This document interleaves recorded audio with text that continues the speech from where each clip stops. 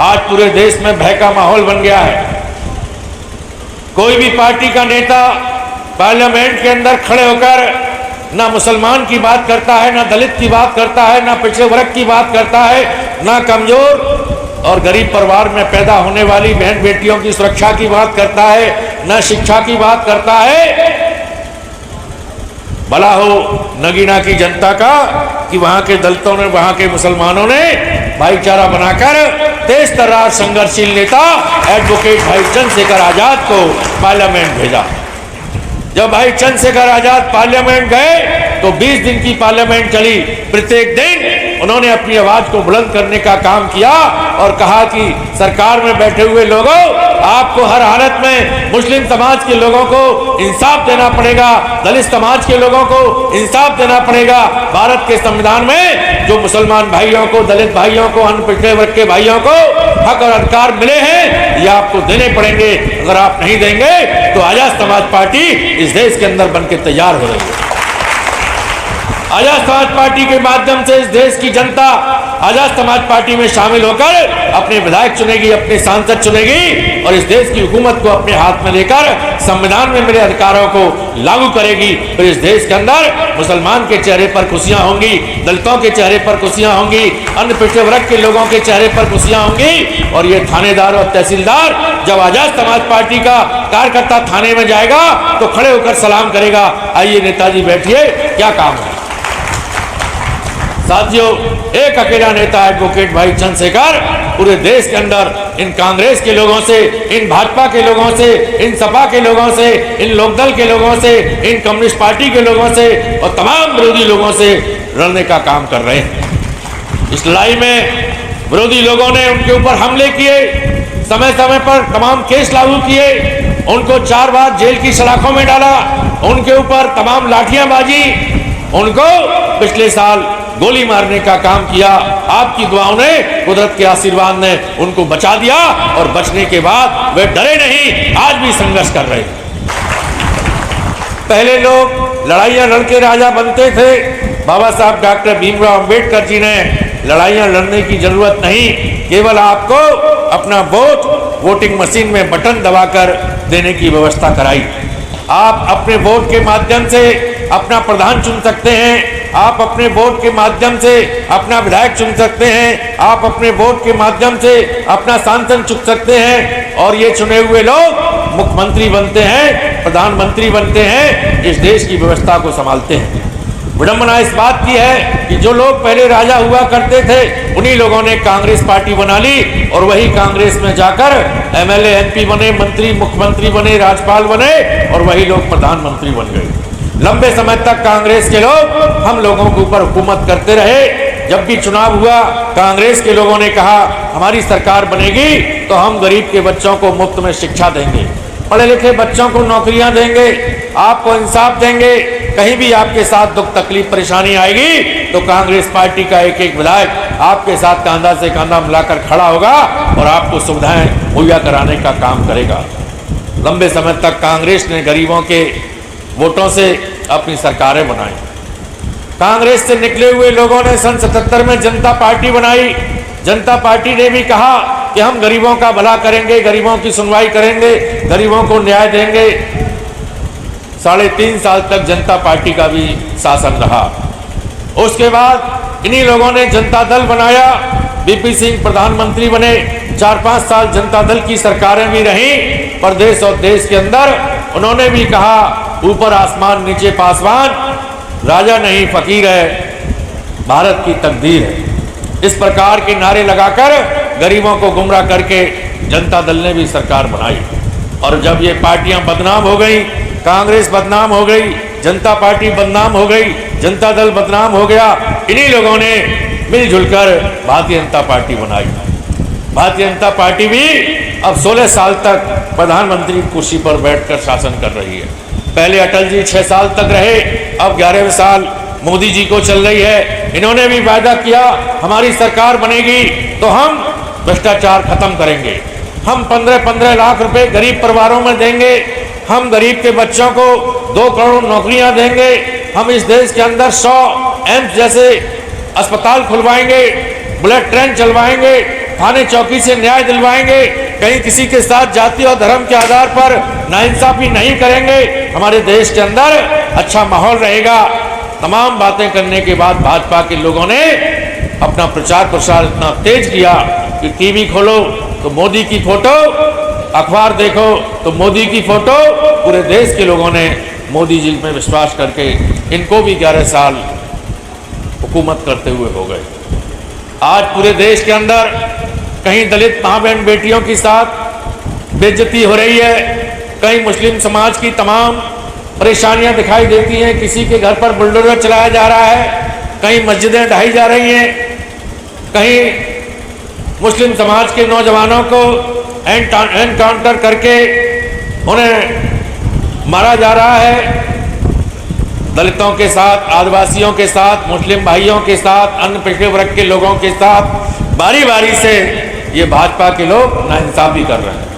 आज पूरे देश में भय का माहौल बन गया है।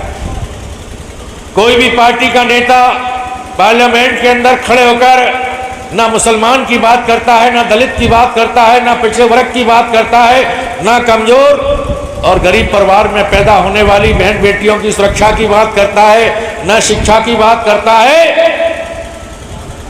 भला हो नगीना की जनता का कि वहां के दलितों ने, वहां के मुसलमानों ने भाईचारा बनाकर तेज तर्रार संघर्षशील नेता एडवोकेट भाई चंद्रशेखर आजाद को पार्लियामेंट भेजा। जब भाई चंद्रशेखर आजाद पार्लियामेंट गए तो 20 दिन की पार्लियामेंट चली।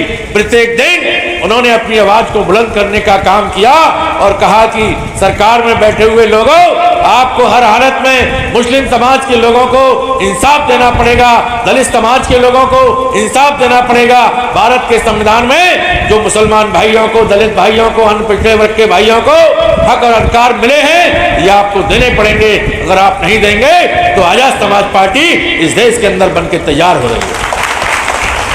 आजाद समाज पार्टी के माध्यम से इस देश की जनता आजाद समाज पार्टी में शामिल होकर अपने विधायक चुनेगी, अपने सांसद चुनेगी और इस देश की हुकूमत को अपने हाथ में लेकर संविधान में मिले अधिकारों को लागू करेगी। फिर इस देश के अंदर मुसलमान के चेहरे पर खुशियां होंगी, दलितों के चेहरे पर खुशियां होंगी, अन्य पिछड़े वर्ग के लोगों के चेहरे पर खुशियां होंगी। और ये थानेदार और तहसीलदार जब आजाद समाज पार्टी का कार्यकर्ता थाने में जाएगा तो खड़े होकर सलाम करेगा, आइए नेताजी बैठिए, क्या काम है।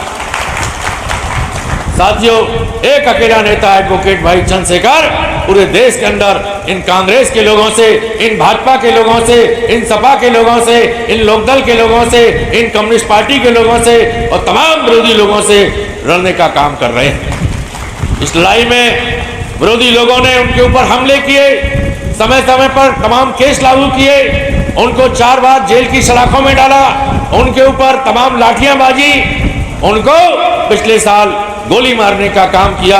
आपकी दुआओं ने, कुदरत के आशीर्वाद ने उनको बचा दिया और बचने के बाद वे डरे नहीं, आज भी संघर्ष कर रहे हैं। आज भी वे हमारे लिए, आपके लिए संघर्ष कर रहे हैं। हरियाणा का चुनाव, जम्मू कश्मीर का चुनाव, आप लोग वीडियो देख रहे होंगे, चंद्रशेखर भाई लगातार संघर्ष कर रहे हैं।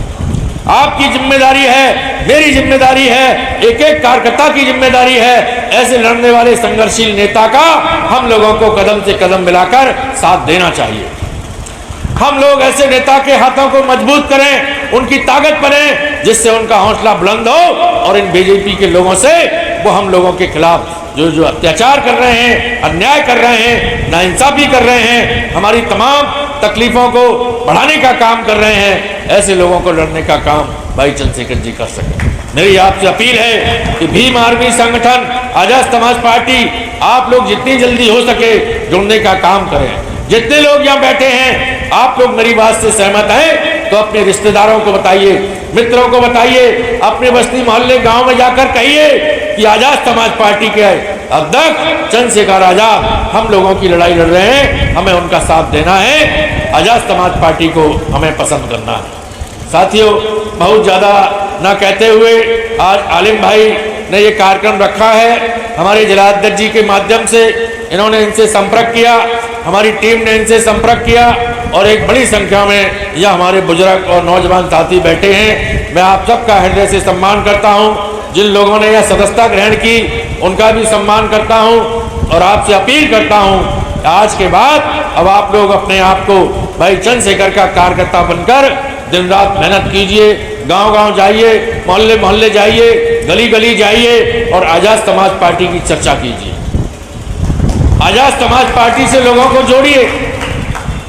जिनकी आबादी 15% है, जो मनुवादी लोग हैं, जो मुस्लिम को दलित को लड़ाने का काम करते हैं, जो जाति और धर्म के आधार पर हमको मारने पीटने का काम करते हैं, उनकी आबादी कम है लेकिन वो राजा बने हैं। जबकि वोट से राजा बनते हैं, वोट से एमएलए बनते हैं, वोट से सांसद बनते हैं। हम लोगों की आबादी बहुत है। हमारे तमाम गांव मुस्लिम बाहुल्य हैं, तमाम गांव दलित बाहुल्य हैं, तमाम गांव पिछड़े वर्ग के हैं। हम समझ से 85% हैं। 85% लोगों की सरकार बननी चाहिए, लेकिन 85% लोग राजनीति को अलग समझते हैं।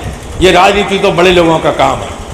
अपनी दुकान पर बैठेंगे, बाग बगीचे में काम करेंगे, खेत पर काम करेंगे, घर पर बैठे रहेंगे, लेकिन राजनीतिक चर्चा नहीं करते हैं, राजनीतिक पार्टी नहीं बनाते हैं, राजनीति में अपने लोगों को एमपी एमएलए नहीं बनाते हैं। यही वजह है कि आप ज्यादा होते हुए भी वो कम लोगों के पीछे लग जाते हैं। कम लोग शासक इसलिए बनते हैं कि वह सुबह से शाम तक यही सोचते रहते हैं कि भाजपा का मुख्यमंत्री कैसे बने, भाजपा का प्रधानमंत्री कैसे बने, भाजपा से लोगों को कैसे जोड़ा जाए। उनका काम हर समय यही चलता है और हम लोग राजनीति को समझते नहीं। हम समझते हैं ये बड़े लोगों का काम है। इसलिए मैं आपसे कह रहा हूं कि आप लोग राजनीति को समझो, राजनीति के महत्व को समझो। कहीं भी उठो बैठो जाओ, चाहे दुख में जाओ चाहे सुख में जाओ, राजनीतिक चर्चा करो कि भाई भाजपा ने हमारा भला नहीं किया, कांग्रेस ने हमारा भला नहीं किया, समाजवादी पार्टी के मुखिया हमारे ऊपर होने वाले जुल्म के खिलाफ बोलते नहीं है। एक नौजवान नेता चंद्रशेखर आजाद हमारे लिए संघर्ष कर रहे हैं, तो हम लोग भीम आर्मी और आजाद समाज पार्टी से जुड़ेंगे। आप लोगों को चर्चा करनी चाहिए, आप लोगों को आजाद समाज पार्टी से जुड़ना चाहिए, आजाद समाज पार्टी के सदस्य बनने चाहिए। इन्हीं सब बातों के साथ, चूंकि हमारा दूसरा कार्यक्रम अभी कुंदरकी में है, आपकी जानकारी में है कि 1 महीने के बाद उत्तर प्रदेश में 10 विधानसभा के उपचुनाव हो रहे हैं। इन उपचुनाव में आजाद समाज पार्टी 10 की 10 सीटों पर लड़ रही है। तो आप भी चाहते हैं, मैं भी चाहता हूं कि हमारे लोग बड़ी तादाद में वोट लेकर आएं और जीत कर आएं।